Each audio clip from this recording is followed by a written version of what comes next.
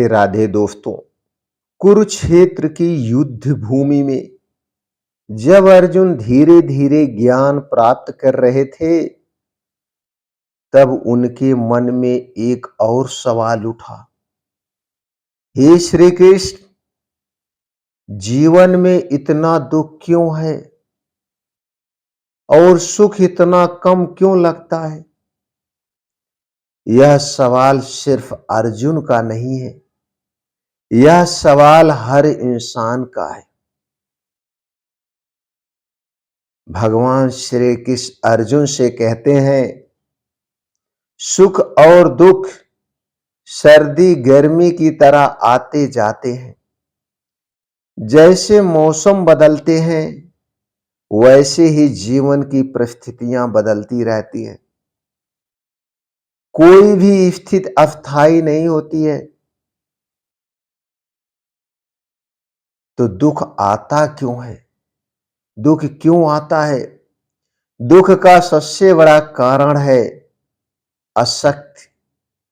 जब हम किसी चीज से बहुत ज्यादा जुड़ जाते हैं, चाहे वो किसी व्यक्ति से, किसी वस्तु से, किसी पद या सफलता से, तब उसके खोने का डर ही दुख बन जाता है। सुख का रहस्य बताते हैं। श्री कृष्ण कहते हैं, जो व्यक्ति सुख और दुख में समान रहता है, वही सच्चा ज्ञानी है।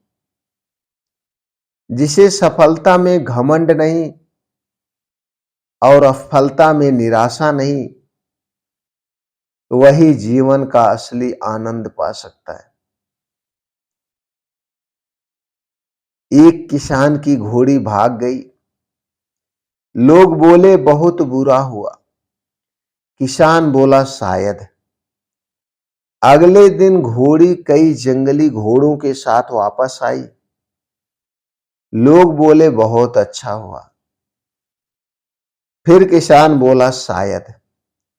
इस कहानी का संदेश क्या है?